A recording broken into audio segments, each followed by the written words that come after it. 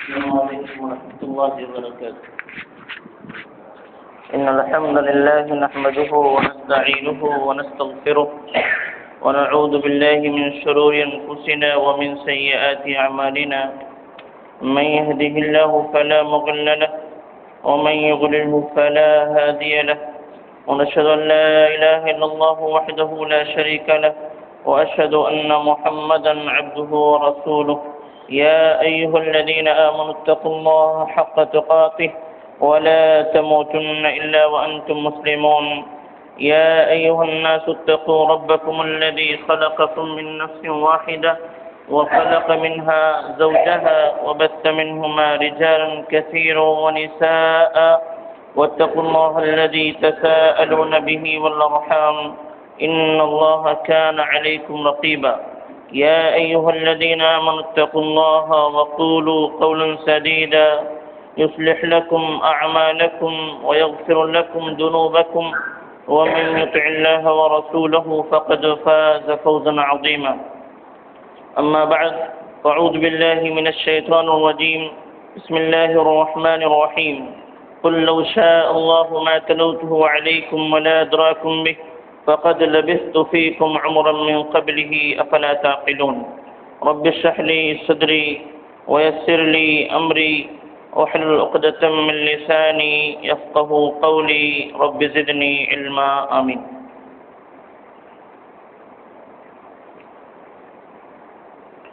حمد و ثنا کبریائی اور بڑائی کی تمام تر قسمیں اکیلے اللہ رب العالمین کے لیے لائق و زیبا. اللہ کی رحمتیں اور برکتیں نازل ہوں انبیاء کرام پر، خصوصاً آخری نبی جناب محمد رسول اللہ صلی اللہ علیہ وسلم پر، صحابہ کرام پر اور قیامت تک آنے والے مومنین پر.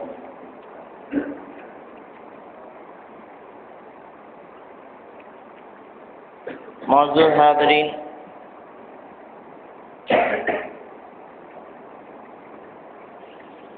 تقریباً ایک مہینے کے بعد ایک بار پھر آپ کی خدمت میں حاضری کا شرف حاصل ہوا.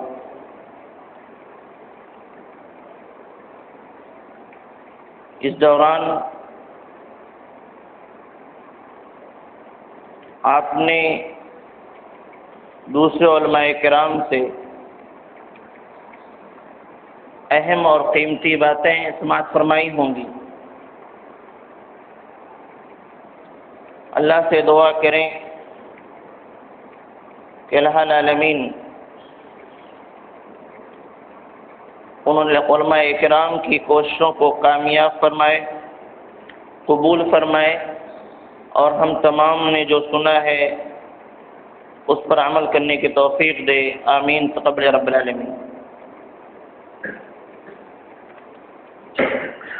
جیسا کہ آپ کو معلوم ہے کہ سیرت النبی صلی اللہ علیہ وسلم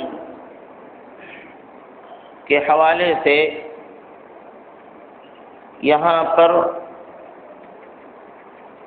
قسط وار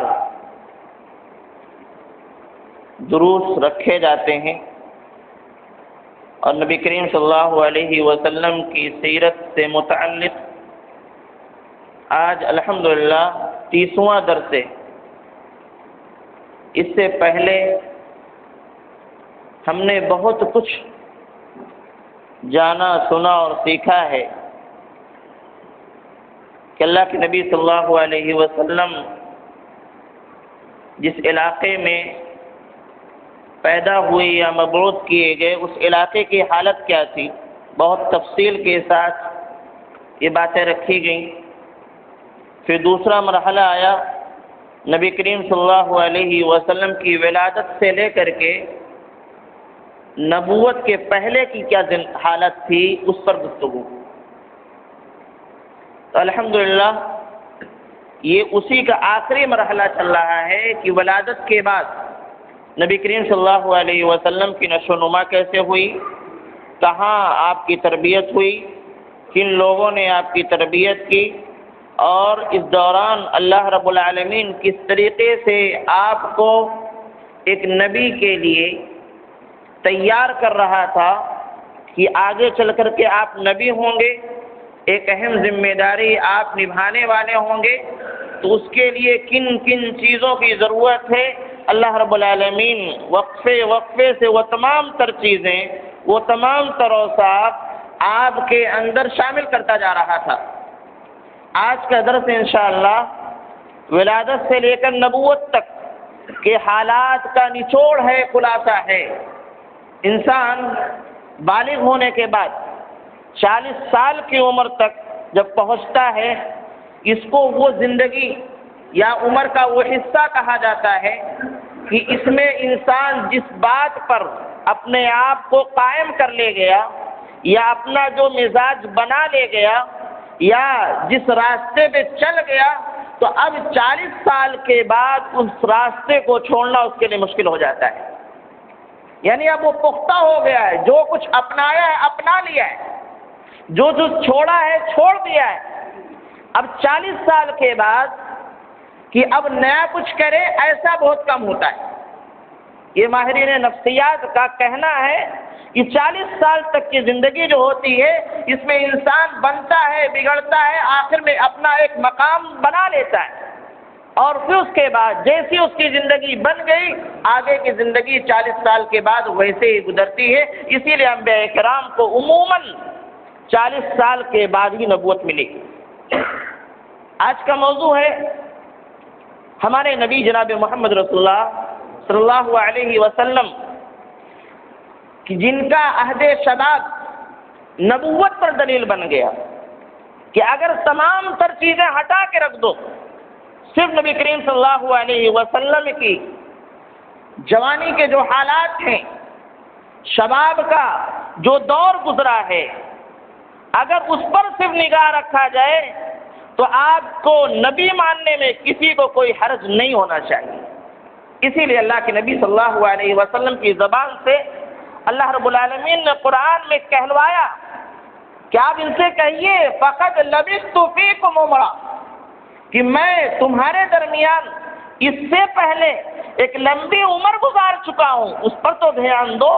تم ہمیں جھٹلا رہے ہو، قرآن کو جھٹلا رہے ہو، ہماری نبوت کو جھٹلا رہے ہو، تو ذرا ہماری پچھلی زندگی کو تو دیکھ لو۔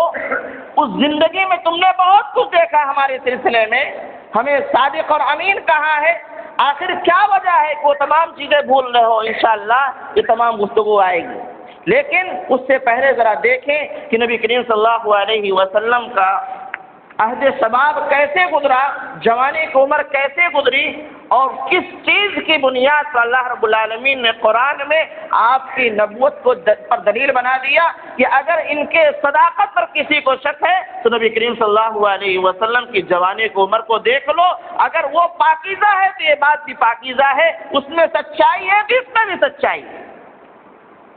لیکن اس کو بیان کرنے سے پہلے دو باتیں، ایک تو یہ ہم یہ غور کریں کہ جن حالات میں نبی کریم صلی اللہ علیہ وسلم کی جوانی کی عمر گزری ہے، اگر ہمارے ساتھ بھی ویسے ہی حالات ہوں، ویسا ہی ماحول ہو، تو ہمیں کیا کرنا چاہیے؟ بات کو سمجھتے چلیں کہ جن حالات میں، جس ماحول میں اللہ کے نبی صلی اللہ علیہ وسلم نے اپنی زندگی کو گزارا ہے، جوانی کی عمر کو گزارا ہے، اگر وہی ماحول ہمارے ارد گرد ہو، وہی حالات ہمارے ساتھ پیش آ جائیں، تو ہم کو کیا کرنا چاہیے؟ کیا جس طریقے سے نبی کریم صلی اللہ علیہ وسلم نے اپنی جوانی کی عمر کو گزارا اس ماحول میں، اور آگے چل کر کے وہ چیز آپ کے لیے دلیل بن گئی، کیا ہم بھی اس طریقے سے اپنے آپ کو بنا پا رہے ہیں؟ یا پھر یہ ایک بہانہ، ایک عذر کہ ماحول ساتھ نہیں دیتا، ہم اچھا کرنا چاہتے ہیں لیکن ماحول اتنا خراب ہے کہ اچھا نہیں کر پا رہے ہیں، یا یہ عذر ہوگا یا نبی کریم صلی اللہ علیہ وسلم کی اتباع کرتے ہوئے اس ماحول کو توڑ کر کے ایک اچھی زندگی گزارنی ہوگی. ایک بات. دوسری بات یہ کہ اگر کوئی شخص یہ کہے کہ ہمارا ماحول خراب ہے، اس وجہ سے ہم ایسے چل رہے ہیں، ہم نیک بننا چاہتے ہیں لیکن اس وجہ سے نہیں بن رہے ہیں، تو ایسے بھائیوں کے لیے کہنا یہ ہے کہ نیکوں کے درمیان رہ کر کے نیک بن جانا کوئی کمال کی بات نہیں. ایک ایسے ماحول میں، ایک ایسے گھرانے میں، ایک ایسے گروپ میں جہاں سب نمازی، وہاں اگر کوئی نماز پڑھتا ہے تو وہ کوئی کمال کی بات نہیں کر رہا ہے، وہ تو ماحول ہی ان کا ہے، وہ کر رہے ہیں. اگر کوئی نہ پڑھے اس حالت میں تو کہا جاتا ہے دیکھو یہ کتنا بدبخت آدمی ہے کہ سب نماز پڑھتے ہی نہیں پڑھتا ہے. کمال تو اس وقت ہے کہ سب بے نمازی ہو، آپ نکل کے آ جاؤ نماز کے لیے. تو یہ عذر جو ہمارا ہے کہ ہمارا ماحول ہمیں سیدھے راستے پہ نہیں آنے دیتا، یہ عذر بالکل بیکار ہے، فضول ہے. کیونکہ حقیقی تقویٰ، حقیقی نیکی تو اس وقت ہے کہ تمام تر چیزوں کے آڑے آنے کے باوجود، تمام رکاوٹوں کے آنے کے باوجود ہم ان تمام رکاوٹوں کو دور کر کے نیکی کی طرف آ جائیں تو یہ اصل نیکی. تو یہ دو باتیں ہمارے ذہن میں رہنی چاہیے، تب انشاءاللہ اگلی گفتگو. اول یہ کہ نبی کریم صلی اللہ علیہ وسلم نے جس ماحول میں زندگی گزاری ہے اور اپنے آپ کو محفوظ رکھا ہے، ہمارے ساتھ وہ ماحول ہو تو ہم کو کیا کرنا چاہیے. دوسری بات یہ ہے کہ یہ عذر ہمارے ساتھ کہ ہمارا ماحول ہمارا ساتھ نہیں دیتا، یہ عذر کسی متقی کا نہیں ہو سکتا، کسی نیک آدمی کا نہیں ہو سکتا، کیونکہ متقی اور پرہیزگار تو وہ ہوتا ہے ان تمام تر رکاوٹوں کو توڑ کر کے نیکی کی طرف آ جاتا ہے. آئیے اللہ کے نبی جناب محمد رسول اللہ صلی اللہ علیہ وسلم کی جوانی کی عمر کے سلسلے میں دیکھیں کہ کن کن حالات میں اور کس کس ماحول میں آپ نے کیا کیا کیا، جوانی کی عمر کیسے گزاری.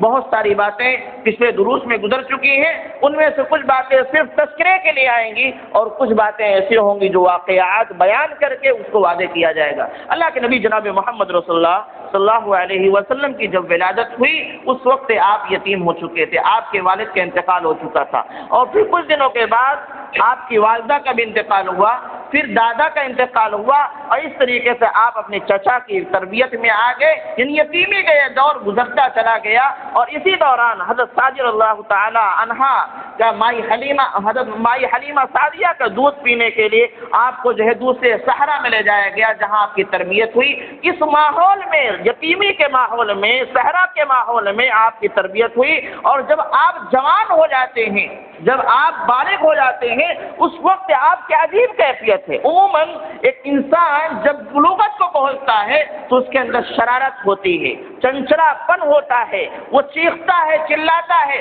جذبات میں کھیلتا ہے، کچھ نیا کر گزرنے کی کوشش کرتا ہے. لیکن اللہ کے نبی صلی اللہ علیہ وسلم کی زندگی یہ ہے کہ جب آپ جوان ہوتے ہیں تو بالکل سنجیدگی آپ پہ سوار رہتی. کوئی ایسا واقعہ نہیں ملتا جو آپ کو ایسا لگے کہ ایک جوان آدمی جب بالغ ہوتا ہے تو اس وقت جو اس کے ساتھ حرکتیں ہوتی ہیں اس طرح کی کوئی حرکت اللہ کے نبی صلی اللہ علیہ وسلم کے نہیں، بلکہ ایک سنجیدگی کی زندگی گزارتے ہیں.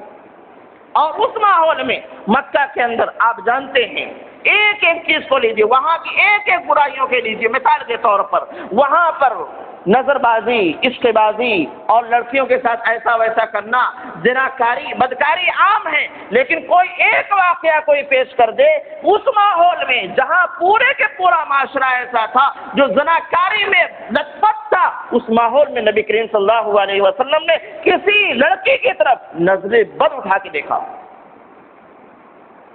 اللہ کے نبی صلی اللہ علیہ وسلم کی جوانی کی عمر کہ جس ماحول میں تمام کے تمام لوگ، عموماً نوجوان طبقہ بڑے فخر سے بیان کرتا ہے عشق بازی کی کہانیوں کو، اللہ کے نبی صلی اللہ علیہ وسلم اس ماحول میں رہ کر کے کوئی ایک واقعہ کوئی بیان کر دے کہ کسی کی طرف نظر بد اٹھا کے آپ نے دیکھا. وہ معاشرہ شراب کا، کباب کا، جگہ جگہ شراب کی بھٹیاں لگی ہوئی، کوچے کوچے میں شراب ملنے والی، ہر گھر میں شراب بننے والی، ہر محفل میں شراب کے عادی لوگ موجود، شراب پلائی جانے والی. اس حالات میں کوئی ایک واقعہ کوئی پیش کر دے، ساری دنیا کے لوگوں کے لیے چیلنج ہے کہ اس ماحول میں رہنے کے باوجود اللہ کے نبی صلی اللہ علیہ وسلم نے کوئی ایک قطرہ اپنی زبان پہ رکھا. جوانی کی عمر، وہ ماحول، قمار بازی، جوا، ان تمام چیزوں کا تھا، اور واقعات سب گزر چکے ہیں کہ پورا اونٹ لوگ ہار جایا کرتے تھے، لیکن قمار بازی کی اس حالت میں بھی کوئی ایک واقعہ پیش نہیں کر سکتا کہ اللہ کے نبی صلی اللہ علیہ وسلم نے بھی ادھر جا کر کے کوئی ایک مہرہ ادھر سے ادھر کیا۔ وہ دور ایسا دور تھا جہاں جگہ جگہ ڈانس یا جبار جس کو کہا جاتا ہے، وہاں بھی محفلیں سجا کرتی تھیں، قصے کہانیاں ہوا کرتی تھیں، شعر و شاعریاں ہوا کرتی تھیں، اور اسی میں تمام چیزیں بھی ہوا کرتی تھیں، لیکن کوئی ایک واقعہ کوئی بیان کرے کہ اللہ کے نبی صلی اللہ علیہ وسلم کبھی ان محفلوں میں جا کے شرکت کی ہو۔ دو واقعات آتے ہیں، اس واقعے کے بارے میں بعض لوگ کہتے ہیں کہ صحیح ہے، بعض لوگ کہتے ہیں کہ ضعیف روایت ہے۔ اگر مان بھی لیا جائے تو اللہ کے نبی صلی اللہ علیہ وسلم فرماتے ہیں کہ پورے اس ماحول میں دو بار ایسا ہوا کہ میں نے قصد کیا کہ جاؤں ان محفلوں میں میں بھی شریک ہو جاؤں، جس طریقے سے مکہ کے دیگر نوجوان اس میں شریک ہو کر کے اپنی جوانی کو برباد کر رہے ہیں، میں بھی شریک ہوں۔ اللہ کے نبی صلی اللہ علیہ وسلم فرماتے ہیں کہ میرے ساتھ ایک لڑکا اور تھا جو بکریاں چرایا کرتا تھا، تو میں نے کہا کہ آج تو میری بکریاں دیکھو، میں ذرا شرکت کر کے آ جاؤں۔ اللہ کے نبی صلی اللہ علیہ وسلم فرماتے ہیں کہ میں جا ہی رہا تھا کہ راستے میں نیند کا غلبہ ہوا، میں سو گیا، اور نیند اس وقت ختم ہوئی، آنکھ اس وقت کھلی جب سورج چڑھ چکا تھا، طلوع ہو چکا تھا، یعنی رات گزر چکی تھی، اللہ نے حفاظت فرمائی۔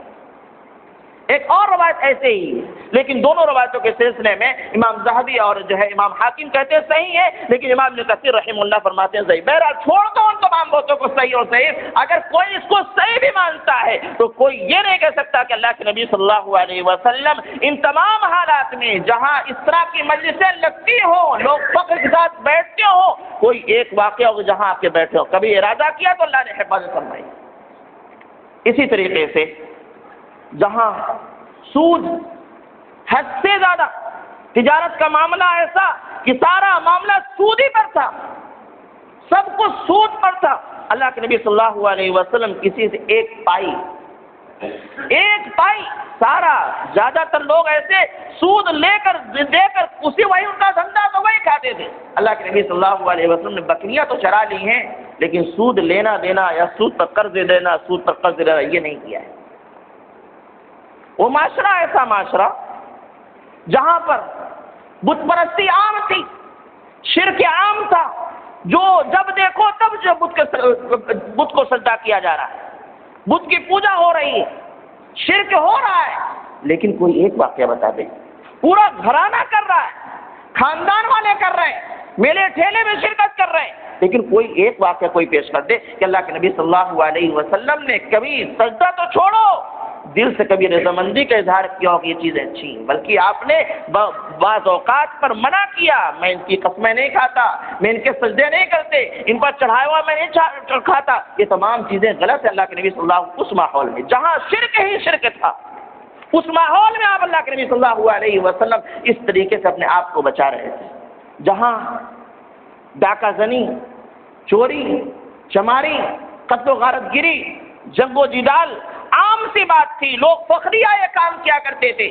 معاملی چیزوں کے لیے کیا کرتے تھے، لیکن اللہ کا شکر ہے وہ 40 سالہ زندگی آپ کیسے گزری کہ آپ کے دامن پر کسی کا بھی ایک قطرہ خون کے دھبے کا نشان نہیں، کہ کسی کو آپ نے مارا ہو، کسی کا خون کا چھینٹا آپ کے اوپر پڑا ہو، ایسا نہیں ملے، جبکہ وہ معاشرہ ایسا معاشرہ تھا کہ جہاں پر قتل و غارت گری عام سی بات ہے، معمولی چیزوں پر اللہ کے نبی صلی اللہ اس دور کے لوگ جھگڑا کیا کرتے تھے، جنگ کیا کرتے تھے، لیکن اللہ کے نبی صلی اللہ علیہ وسلم نے ایک جنگ میں شرکت کی ہے، اور اس کی ایک وجہ تھی، اس بنیاد پر شرکت کی، لیکن شرکت کے باوجود بھی آپ کے ہاتھوں سے کوئی قتل نہیں ہوا، کسی کو آپ نے نہیں مارا۔ تو یہ جو کہا جائے کہ ماحول ساتھ نہیں دیتا، اللہ کے نبی صلی اللہ علیہ وسلم بھی ماحول میں تھے، اس سے زیادہ خراب ماحول رہا ہوگا، لیکن آپ نے اپنے آپ کو بچایا، محنت کیا، برداشت کیا، اپنے آپ کو سنبھالا اور سنبھلے۔ اسی نبی کی امتی ہم بھی، اسی نبی کے ماننے والے ہم بھی ہیں، ہم کو بھی سنبھلنا چاہیے، ہم کو بھی اپنی اصلاح کرنی چاہیے، ہم یہ عذر نہ پیش کریں کہ ماحول خراب ہے، دوست احباب خراب ہیں، یہ خراب ہے، وہ خراب ہے، بہت ساری چیزیں خرابیاں ہیں۔ ان خرابیوں کو کون سیدھا کرے گا؟ ان خرابیوں کو کون ختم کرے گا؟ یہ ہماری اور آپ کی ذمہ داری ہے۔ وہ بھی ایک نوجوان تھے، آپ تمام حضرات تمام بھی نوجوان ہیں۔ اس صورت میں ہم کو کیا کرنا چاہیے؟ اگر واقعتاً اطیع اللہ و اطیع الرسول کے دعوے دار ہیں، اتباع سنت پر کرتے بھی ہیں، دوسروں کو دعوت بھی دیتے ہیں، تو ہم تمام کو پہلے آنا پڑے گا اس کے لیے۔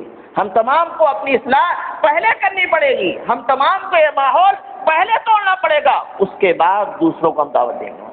اسی طریقے سے یہ اللہ کے نبی صلی اللہ علیہ وسلم کی زندگی کا تھوڑا سا نمونہ ہے۔ اور چند چیزیں دیکھیں کہ آپ صرف مدافعت نہیں کرتے تھے، اپنے آپ کو صرف بچاتے ہی نہیں تھے بلکہ اقدام بھی کیا کرتے تھے۔ جوانی کی عمر ابھی 25 سال کی عمر ہوگی یا اس سے کم ہی کی عمر تھی جس وقت نوجوان ادھر ادھر گھومتے پھرتے نظر آتے ہیں، کھیلنے کودنے میں ان کی زندگی گزرتی ہے، عیاشی فحاشی میں جن کی زندگی گزرتی ہے، رنگ رلیاں منانے میں گزرتی ہیں۔ اللہ کے نبی جناب محمد رسول اللہ صلی اللہ علیہ وسلم نے اس موقع پر ایک عظیم الشان کارنامہ انجام دیا جس کا تذکرہ آ چکا ہے۔ کیا؟ مکہ کے اندر ایک کمیٹی قائم کی گئی، ایک انجمن بنائی گئی جس کا نام تھا حلف الفضول۔ اس کا مقصد کیا تھا کہ اس کمیٹی کے ممبران یہ عہد کرتے ہیں کہ آج سے مکہ کے اندر کسی پر ظلم نہیں ہوگا، کوئی ستایا نہیں جائے گا، کسی غریب کو مارا نہیں جائے گا، کسی کا مال چھینا نہیں جائے گا۔ اللہ کے نبی صلی اللہ علیہ وسلم نے یہ کام کب کیا؟ جب ابھی آپ کی عمر 25 سال سے کم تھی، اس وقت یہ کارنامہ انجام دے رہے ہیں۔ اور ہم یہ کیا کرتے ہیں؟ اس طرح کے کارناموں کو انجام دینے کے لیے بڑوں کا انتظار کرتے ہیں۔ ہم تو نوجوان ہیں، بڑوں کو سامنے آنا چاہیے، اقدام کرو، آپ کے ساتھ لوگ جڑنے والے ہیں انشاءاللہ العزیز۔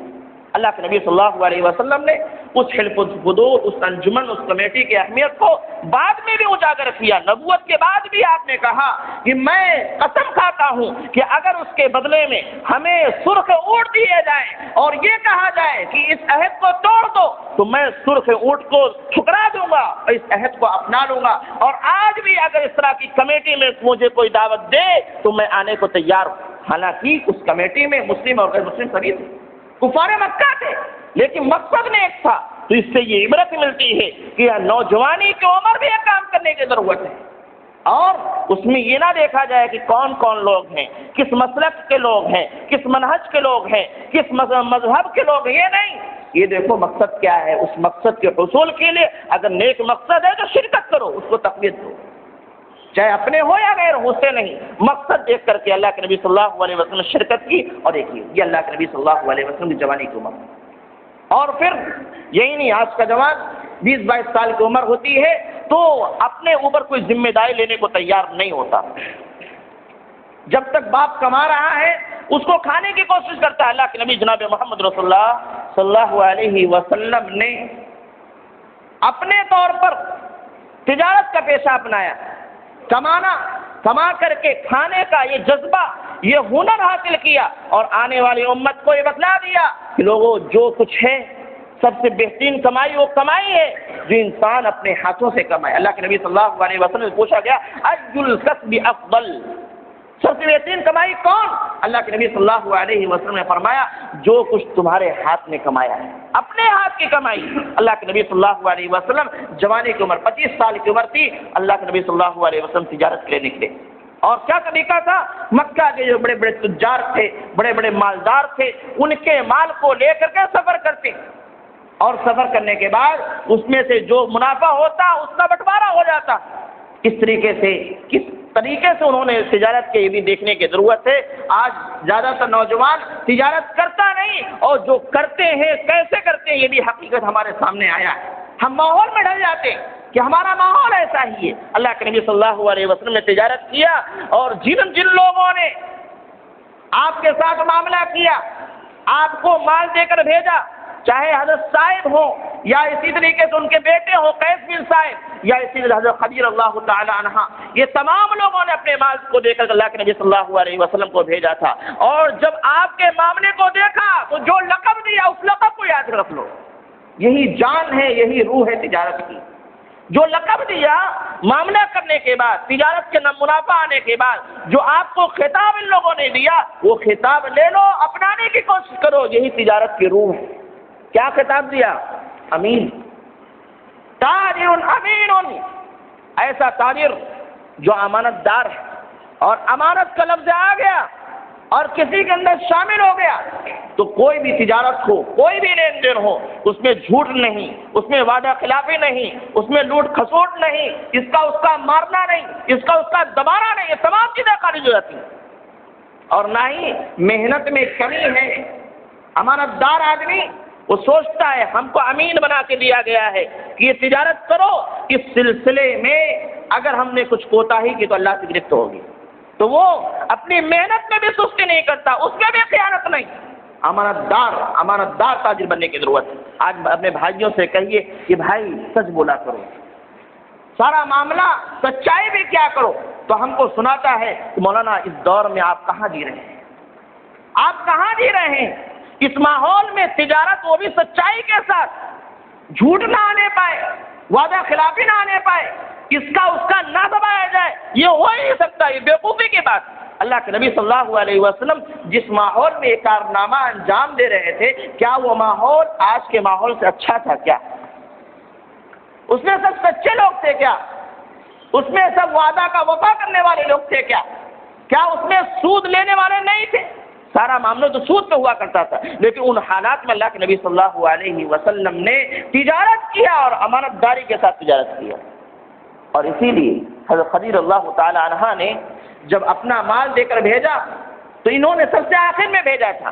لوگوں سے سنا کہ اللہ کے نبی یہ محمد ایسے ہیں جو بہت امانت دار ہیں، بہت بااخلاق ہیں، بہت پاک صفت کے حامل ہیں، تو خود انہوں نے پیغام بھیجوایا کہ محمد تم میرا مال لے کے جاؤ، تجارت کرو، جتنا اور لوگ دیتے ہیں منافع اس سے کہیں زیادہ ہم تم کو دیں گے۔ اللہ کے نبی جناب محمد رسول اللہ صلی اللہ علیہ وسلم نے حضرت خدیجہ کی اس پیشکش کو قبول فرمایا اور آپ ان کا مال لے کر تجارت کرنے گئے، اور ساتھ میں ان کا غلام میسرہ بھی۔ جو کچھ اس نے دیکھا، اس غلام نے جو کچھ دیکھا راستے میں، چاہے وہ اللہ رب العالمین کی طرف سے جیسے فرشتے سایہ کر لیا کرتے تھے، بادل سایہ کر لیا، وہ بھی بات، دوسری بات امانت داری، سچائی، اور جو ہے اسی طریقے سے مال کی حفاظت، ضائع نہ ہونے پائے، یہ تمام چیزیں جو اس نے دیکھا، یا گراہک سے، لینے والے سے کس اخلاق کے ساتھ پیش آتے تھے، وہ تمام چیزیں دیکھی، آگے پورا بیان کیے۔ ایک واقعہ اسی میں اس کو جوڑ لیتا ہوں۔ ایک موقع پر تجارت کرتے وقت ایک آدمی آیا، اس سے اللہ کے نبی صلی اللہ علیہ وسلم اور اس کے درمیان تھوڑی سی بات ہو گئی، لین دین میں وہ کچھ کہہ رہا ہے، وہ کچھ کہہ رہا ہے، تو اس نے کہا کہ لات و عزیٰ کی قسم کھا لو، ہم تم کو دے دیں گے۔ اللہ کے نبی صلی اللہ علیہ وسلم نے فرمایا میں لات و عزیٰ کی قسم نہیں کھاتا، میں تو اس سے منع کرتا ہوں۔ اس دور میں کب؟ جب اللہ کے نبی صلی اللہ علیہ وسلم نبی نہیں ہوئے، ابھی آپ کو نبوت نہیں ملی تھی، ابھی آپ جوان تھے، 25 سال کی عمر تھی۔ اس موقع پر آپ نے فرمایا لات و عزیٰ کی قسم میں نہیں کھاتا۔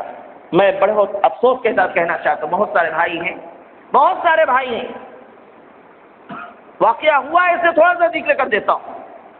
وہ تجارت کر رہے ہیں، الحمدللہ ترقی کر رہے ہیں، سب کچھ ہو رہا ہے، شرعی چہرہ بھی ہے، داڑھی بھی ہے، لیکن سامنے والے سے تھوڑا سا ڈر ہے، اس سے وہ کھینچنے لگا ان کی داڑھی کی وجہ سے، یہ بیچارے بولا نہیں، ابھی ان سے کہا نہیں کہ داڑھی چھیل کے آ جاؤ، لیکن تھوڑا ڈر ہے کہ اگر اسی حالت میں گئے تو وہ دھیرے دھیرے ہم سے ہٹ جائے گا، کیونکہ تھوڑا سا بیزاری کے دھار ہونے لگا ہے۔ جناب عالی کچھ دنوں کے بعد داڑھی چھیل کے چلے گئے، تجارت کو بچانے کے لیے داڑھی چھیل کو چلے گئے۔ اللہ کے نبی صلی اللہ علیہ وسلم کا حال دیکھو، جو آپ نے بنا لیا اصول و ضابطہ اس پر برقرار رہے، اور جاہلیت کے دور میں کہا میں لات و عزیٰ کی قسم نہیں کھاتا، چاہے لے جاؤ، ہمیں اس کی پرواہ نہیں، لات و عزیٰ کی قسم میں نہیں کھاتا، یہ غلط چیز ہے۔ یہ ایک جوان کی بات کر رہا ہوں۔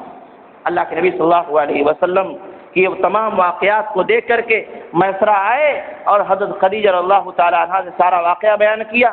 اللہ کے نبی صلی اللہ علیہ وسلم سے جو منافع ہوا تمام تر چیزیں دیکھیں، یہ ایک اللہ کے نبی صلی اللہ علیہ وسلم کے اقدار کہ خالی بیٹھ کر کھانے والے نہیں بلکہ کما کے کھانے والے ہیں، اور کمائی میں اتنی امانت داری، سچائی، وعدہ وفائی کہ مت پوچھیے۔ اللہ کے نبی صلی اللہ علیہ وسلم ان صفات کو دیکھ کر کے ایک اور واقعہ، ایک جوان جب اپنے لیے بیوی کا انتخاب کرتا ہے تو دیکھو کس چیز کو دیکھتا ہے۔ اللہ کے نبی صلی اللہ علیہ وسلم کی ان صفات کو دیکھنے کے بعد حضرت خدیجہ نے دیکھا، سمجھا کہ شاید یہ بہترین ہمارے محافل ہو سکتے ہیں، چنانچہ آپ کی طرف خطبہ دیا، یعنی جو ہے پیغام نکاح دیا۔ اللہ کے نبی صلی اللہ علیہ وسلم بلا کسی تردد کے اس پیشکش کو قبول فرما لیتے۔ وجہ کیا تھی؟ حالانکہ عمر میں بڑی تھی، سب کچھ تھا، وجہ یہ تھی کہ ایک شریف گھرانے کی عورت ہے، دوسری بات یہ ہے اتنا پاک صاف طاہرہ مطہرہ عفیفہ تھی کہ پورے مکہ کے اندر ان کا خطاب ملا ہوا تھا، کیا؟ طاہرۃ عفیفہ، طاہرہ مانے پاک صاف، عفیفہ مانے پاک دامن۔ یہ خطاب حضرت خدیجہ اللہ تعالی عنہا کو جاہلیت کے دور میں قریش مکہ نے دے رکھا تھا، اور مکہ کے لوگ بڑے بڑے سردار کی طرف نے پیغام نگاہ دے چکے تھے، لیکن سب کو ٹھکرا دیا۔ لیکن انتخاب اللہ کے نبی صلی اللہ علیہ وسلم کی طرف خود انہوں نے اپنا پیغام بھیجا، اللہ کے نبی صلی اللہ علیہ وسلم نے قبول فرمایا۔ اگر اللہ کے نبی چاہتے، اتنے اچھے صفات کے حامل شخصیت چاہتے تو ایک سے ایک لڑکیاں مل سکتی تھی، لیکن نہیں، خوبصورتی کی طرف نہیں، دولت کی طرف نہیں، وہ جو اعلیٰ چیز ہے، اعلیٰ خاندان کی لڑکی اور جو ہے اعلیٰ خاندان اعلیٰ صفات کے حامل لڑکی اللہ کے نبی صلی اللہ علیہ وسلم نے پسند فرمایا، گرچہ آپ سے بڑی تھی۔ اللہ کے نبی صلی اللہ علیہ وسلم کے طریقہ، یہ تمام چیزیں اللہ کے نبی صلی اللہ علیہ وسلم کی شخصیت کو اتنا نکھار رہی تھی، ایک نوجوان کی صفات کو اتنا بلند کر رہی تھی، اس کی مقام و مرتبہ کو اتنا لوگوں کے دماغ میں بٹھا رہی تھی کہ وہ وقت بھی آیا کہ ایک جوان بوڑھوں کا فیصلہ کر رہا ہے، مکہ کے بڑے بڑے عقل مندوں کا فیصلہ کر رہا ہے۔ کیوں؟ کس بنیاد پر؟ یہ صاف شفاف آپ کی زندگی، اعلیٰ اخلاق، اعلیٰ صفات، سچائی، امانت داری، دیانت داری، وفاء عہد، یہ تمام چیزیں آپ کی شخصیت کو اتنا نکھار رہی تھیں کہ وہ وقت آیا کہ ایک نوجوان مکہ کے بڑے بڑے عقل مندوں کا، بزرگوں کا فیصلہ کر رہا ہے۔ شاید کہ آپ کے ذہن میں واقع آیا ہو، خانہ کعبہ کی تعمیر کے موقع پر سارا مکہ لڑ رہا تھا، اور قریب تھا کہ جو ہے تلوار نکل جائے، ایک دوسرے کو مارنے کاٹنے لگ جائے۔ لوگوں نے کہا کہ کل جو آئے گا کعبہ میں سب سے پہلے داخل ہوگا وہ ہمارا فیصلہ کرے گا۔ چنانچہ اللہ کے نبی صلی اللہ علیہ وسلم سب سے پہلے داخل ہوتے ہیں، اور داخل ہونے کے بعد جب دوسرے لوگ آتے ہیں تو ایک آواز ہو کر پکارتے ہیں کہ جو ہے امین و صادق آ گئے، امین و صادق آ گئے، ہم ان کے فیصلے سے راضی ہیں۔ اللہ کے نبی صلی اللہ علیہ وسلم کی حکمت عملی دیکھو۔ ایک جوان آدمی ہوتا ہے، اس کے اندر جلد بازی ہو سکتی ہے کہ ایک اچھی چیز ذرا لاؤ، اپنا لو، کسی کو نہ مت شامل کرو۔ اکیلے وہ فیصلہ کر سکتے تھے، اکیلا وہ شرف حاصل کر سکتے تھے، لیکن نہیں، حکمت و بردباری ذرا دیکھو، کس طریقے سے نوجوان کو سوچنا سمجھنا چاہیے، حکمت کے ساتھ کام کرنا چاہیے۔ اور خصوصاً طور پر میں اپنے دائی حضرات سے جو دعوت کا کام کر رہے ہیں، اللہ کے پیغام کو عام کر رہے ہیں، اللہ اس کے رسول کی بات کو دوسروں تک پہنچا رہے ہیں، ان سے گزارش ہے کہ فیصلہ کرتے وقت، لوگوں سے گفتگو کرتے وقت بردباری کا، ٹھنڈے مزاج کا، نرمی کا مظاہرہ کریں۔ اللہ کے نبی جناب محمد رسول اللہ صلی اللہ علیہ وسلم مشہور واقعہ ہے کہ آپ نے چادر بچھائی اور اس پتھر کو رکھا، اور اس کے بعد کہا کہ ہر قبیلے کا سردار آ کر اس چادر کو پکڑے، اور سب نے پکڑا اور اٹھایا، لے گئے کعبہ شریف کے پاس جہاں اس کو رکھنا تھا۔ اللہ کے نبی صلی اللہ علیہ وسلم نے اپنے دستے مبارک سے اٹھا کر اس کو رکھ دیا، اور سارے لوگ خوش ہو گئے۔ یہ کیوں؟ ایک جوان بوڑھوں کا فیصلہ کیوں کر رہا ہے؟ کچھ تو ہوگا، اتنی حکمت و بردباری اس کے اندر کہاں سے آ گئی؟ کچھ تو ہوگا۔ اللہ کے نبی صلی اللہ علیہ وسلم اس گندے ماحول میں پلنے کے باوجود، یہ آپ کا طریقہ تھا، یہ آپ کی حکمت تھی، یہ آپ کی بردباری تھی، اور یہ آپ کا اخلاق کردار تھا، یہ آپ کی صاف و شفاف عمر، زندگی کی بہترین عمر، شہد شباب تھا کہ آپ پر کوئی انگلی اٹھانے والا نہیں تھا۔ اور پھر ان تمام چیزوں کے بعد آپ کے جو دوست احباب کا حلقہ تھا اس کو بھی ذرا دیکھ لیں کہ آپ کے جو دوست تھے اس میں بھی سب اعلیٰ صفات کے حامل لوگ تھے. سب سے بہترین دوست ابوبکر صدیق رضی اللہ تعالیٰ عنہ کہ آج تک کفار مکہ نے بھی ان پر انگلیاں نہیں اٹھائیں، ان کے بارے میں کوئی نکیر نہیں کی، کوئی عیب نہیں لگا. ابوبکر صدیق رضی اللہ تعالیٰ وہ آپ کے خاص دوست تھے. اسی طرح کے حکیم بن حزام یہ سن 8 ہجری تک اسلام قبول نہیں کیے، لیکن اس دور میں جاہلیت میں یہ جو ہے منصب حرم کے جو ہے رفاقہ پر جو ہے کے منصب پر فائز تھے، یعنی وہ وہاں سے جو اچھے کام ہوا کرتے اس پر فائز تھے. وہ اچھی شخصیت کے حامل ایسے لوگ ہی اس منصب پر فائز ہوا کرتے تھے. چنانچہ حکیم بن حزام آپ کے دوست تھے. یہ ایمان تو 8ویں ہجری میں ہجرت کے 8 سال بعد لائے، لیکن اس دوران برابر آپ سے تعلق قائم رہا. ایک موقع پر مدینہ انہوں نے اللہ کے نبی صلی اللہ علیہ وسلم کو 50 اشرفیوں کی قیمت کا ایک لباس بھجوایا. محبت دوستی ابھی برقرار ہے، ایمان نہیں لائے، اسلام مذہب الگ ہو چکا ہے، لیکن دوستی برقرار. اللہ کے نبی صلی اللہ علیہ وسلم کے پاس ایک لباس بھیجا جس کی قیمت 50 اشرفی تھی. تو اللہ کے نبی صلی اللہ علیہ وسلم نے لباس کو قبول فرمایا، لیکن اس کی قیمت بہت اصرار کر کے واپس کر دی، اور چنانچہ سن 8 ہجری کے بعد یہ بھی اسلام قبول کر لیتے ہیں. اسی طریقے سے ایک اور نام آتا ہے ثعلبہ بن سعدی. وہ بھی اللہ کے نبی صلی اللہ علیہ وسلم کے دوستوں میں سے تھے، اور ان کا کام کیا تھا؟ طبابت، جراحی، یعنی ڈاکٹر تھے اس دور میں. یہ اچھے لوگ آپ کے دوست تھے. کیا مکہ میں اور بعض قسم کے لوگ نہیں تھے؟ مذاق کرنے والے لوگ نہیں تھے؟ کچھ جھڑیاں اڑانے والے لوگ نہیں تھے؟ ادھر ادھر باتیں کرنے والے لوگ نہیں تھے؟ قصے کہانیاں سنانے والے لوگ نہیں تھے؟ ادھر ادھر کرنے والے لوگ تمام تھے. جس طریقے سے چاہتے اس طریقے سے ملنے کو تیار تھے. سود خور چاہو سود خور ملے گا، زانی چاہو زانی ملے گا، چور چاہو چور ملے گا، ڈاکو چاہو ڈاکو ملے گا، قاتل چاہو قاتل ملے گا. ہر طرح کے لوگ تھے. لیکن اس ماحول میں جو آپ نے اپنی دوستوں کے لیے دوستی کے لیے منتخب کیا، ان شخصیات کو منتخب کیا جو اعلیٰ صفات کے حامل تھے. کیوں؟ اس وجہ سے کہ دوستوں کا اثر دوست پہ پڑتا ہے، صحبت کا اثر قبول کیا جاتا ہے.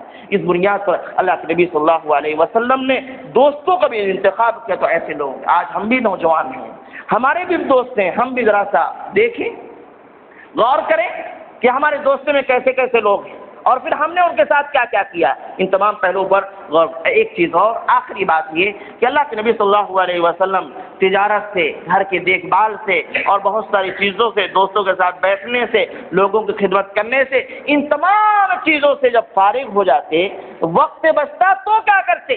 کیا ہماری طرح ہوٹلوں میں بیٹھتے، گپ شپ کرتے، اس کے بعد بیٹھتے، میسج سے کھیلتے رہتے، نیٹ پہ بیٹھ کر کے وقت کا ضیاع کرتے، یا الٹی سیدھی کتابیں پڑھتے؟ نہیں. اللہ کے نبی جناب محمد رسول اللہ صلی اللہ علیہ وسلم اگر چاہتے تو کوئی کمی نہیں تھی، ایسے لہو لعب کی کمی نہیں تھی کہ کھیلنے کا سامان نہ ہو، دل بہلانے کا سامان نہ ہو، تمام تر چیزیں مہیا تھیں. لیکن اللہ کے نبی صلی اللہ علیہ وسلم نہیں.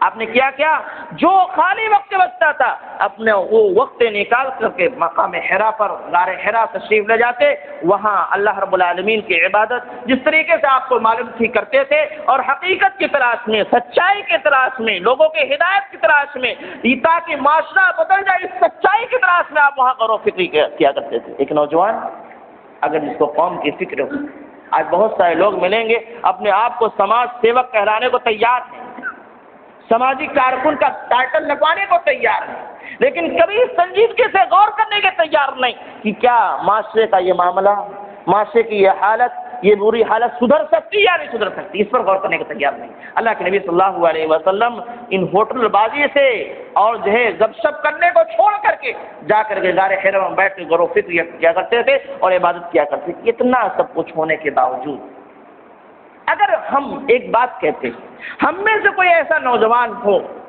ہمارے معاشرے میں کوئی ایسا نوجوان ہو جو اتنا پاک سیرت کا حامل ہے، اس کی زندگی اتنا پاکیزہ ہے، نہ چوری ہے، نہ چماری ہے، نہ زناکاری ہے، نہ بدکاری ہے، نہ شراب نوشی ہے، نہ جھوٹ ہے، نہ وعدہ خلافی ہے، یا اسی طریقے سے نہ تو ناکارہ ہے، نہ تو سست ہے، سب اچھا کام کر رہا ہے، پاکیزہ زندگی گزار رہا ہے.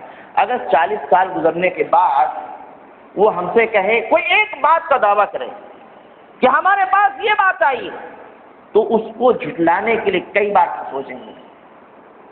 چاہے اگر سے ہمارے دماغ میں بات نہ آئے، ہماری عقل میں وہ بات نہ بیٹھے، لیکن اس کو جھٹلانے کے لیے کئی بار ہم سوچیں گے کہ اس کو کیسے جھٹلایا جائے۔ کیوں؟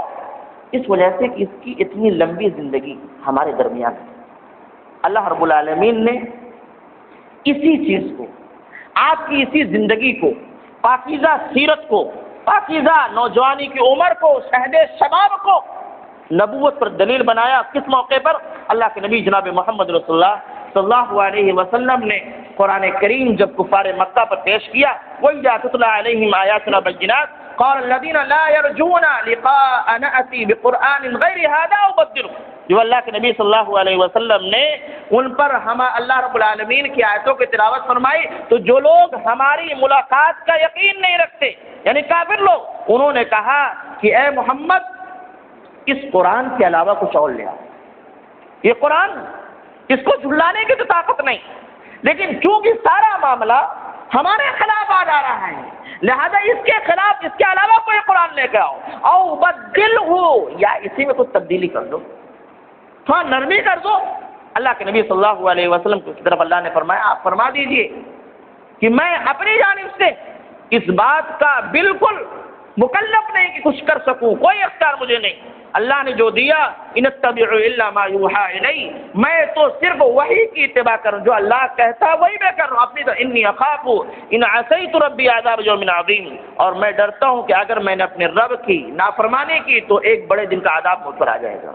اتنا بیان کرنے کے بعد اللہ ایک بات کہلواتا ہے، قل لو شاء اللہ ما تلوته علیکم ولا ادراکم بی۔